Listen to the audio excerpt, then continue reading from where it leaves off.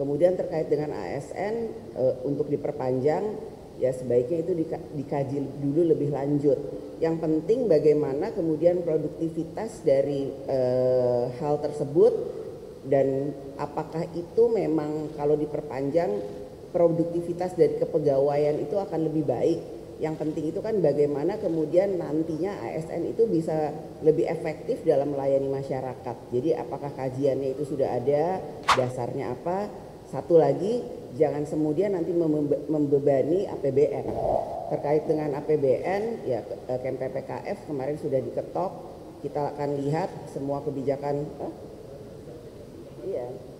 baru sudah diketok untuk disampaikan dan akan dibahas pada masa sidang yang akan datang. Apa saja program dari pemerintah, kemudian akan dibahas oleh komisi-komisi yang ada di DPR. Kita lihat bagaimana apa yang terbaik bagi rakyat, bagaimana kemudian pengelolaannya oleh pemerintah sesuai dengan akuntabilitas yang ada. Jadi yaitu nanti akhir bulan ini Kementerian Keuangan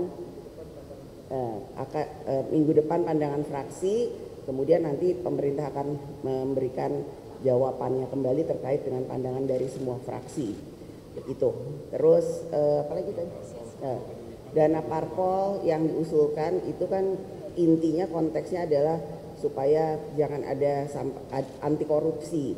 Cuman kita harus melihat ke depannya apakah kemudian anggaran APBN-nya mencukupi, apakah kemudian itu memang bisa dilakukan dengan cepat. Ya kita lihat dulu kajiannya seperti apa.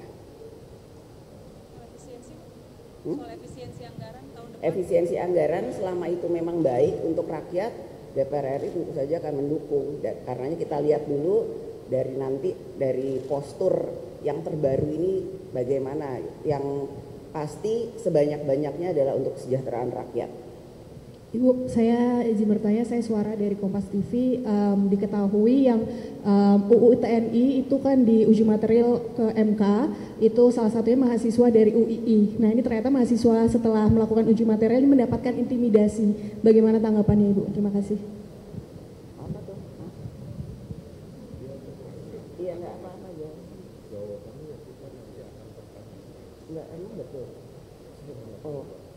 Ini saya baru juga tahunya dari media, namun jika memang seperti itu kita akan lihat apakah yang mengintimidasi, kita akan pertanyakan kepada aparat penegak hukum siapa yang kemudian mengintimidasi, atas dasar apa diintimidasi dan kenapa terjadi hal tersebut.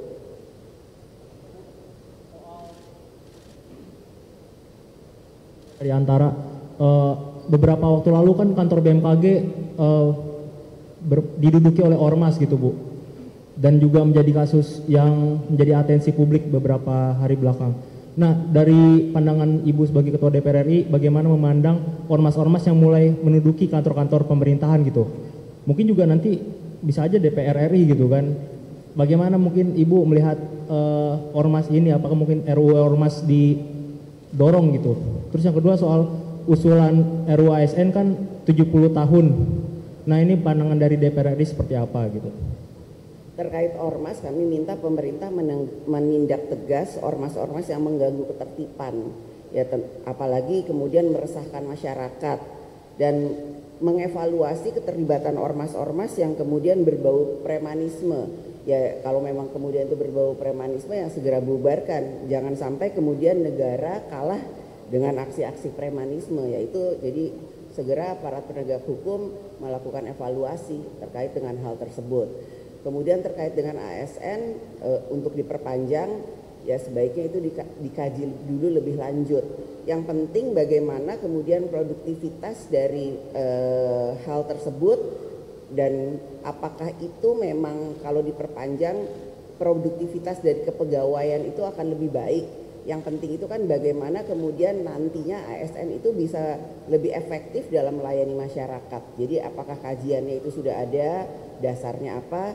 Satu lagi, jangan kemudian nanti membebani APBN. Itu. Cukup?